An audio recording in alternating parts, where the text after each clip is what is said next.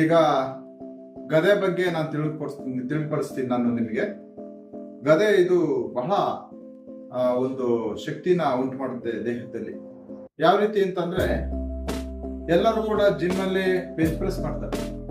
ಆ ತೂಕನ ಎದೆ ಮೇಲೆ ಒತ್ತಡ ಹಾಕೋದ್ರಿಂದ ಹಾರ್ಟ್ಗೆ ತುಂಬಾ ಒತ್ತಡ ಆಗುತ್ತೆ. ರಕ್ತ ಸಂಚಲನ ಆಗ್ಬೇಕಾದ್ರೆ ಆ ಭಾಗದಲ್ಲಿ ತೂಕ ಹಿಂಗೆ ಪುಷ್ ಮಾಡಿದಾಗ ಹೃದಯ ಭಾಗದಲ್ಲಿ ಒಳಗಡೆ ಸ್ವಲ್ಪ ಒತ್ತಡ ಉಂಟಾಗುತ್ತೆ. ಆ ಒತ್ತಡ ಇದರಲ್ಲಿ ಉಂಟಾಗೋದಿಲ್ಲ. ಚೆಸ್ಟ್ ಅಗಲ ಆಗುತ್ತೆ, ಮತ್ತೆ ಹೃದಯಕ್ಕೆ ಯಾವುದೇ ಹಾನಿಕರ ಮಾಡೋದಿಲ್ಲ.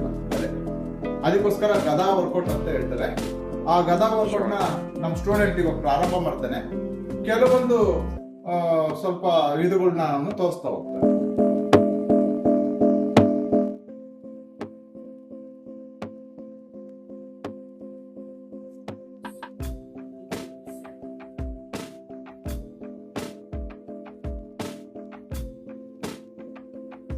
ಇದು ಎರಡು ಗದೆಗಳನ್ನ ತಿರುಗಿಸ್ತಕ್ಕಂಥದ್ದು.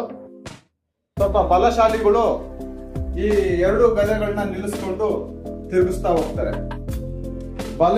ಬಲ ಇರ್ತಕ್ಕಂಥವ್ರು, ಬಲ ಕಡಿಮೆ ಇರ್ತಕ್ಕಂಥವ್ರು ಪ್ರಥಮ ಬಾರಿಗೆ ಒಂದೇ ಕೈನಲ್ಲಿ ತಿರುಗಿಸ್ತಕ್ಕಂಥ ಕೆಲಸ ಮಾಡ್ಬೇಕು. ಹೀಗೆ ಒಂದೇ ಕೈಯಲ್ಲಿ ಈ ರೀತಿಯಾಗಿ ಗದೆನ ತಿರುಗಿಸೋದ್ರಿಂದ ಬ್ಯಾಲೆನ್ಸ್ ಬರುತ್ತೆ, ಶಕ್ತಿ ವೃದ್ಧಿಯಾಗುತ್ತೆ, ಹೃದಯ ಭಾಗಕ್ಕೆ ಸಮಸ್ಯೆ ಆಗಲ್ಲ, ಚೆಸ್ಟ್ ಸರಿಯಾಗಿರುತ್ತೆ.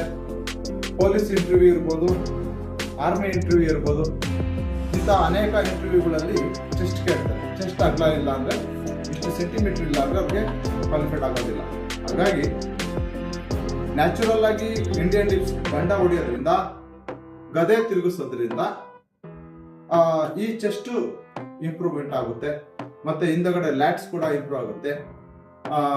ದೇಹಕ್ಕೆ ಕೂಡ ಇದೊಂದು ವ್ಯಾಯಾಮ, ಗದಾ ವರ್ಕೌಟ್.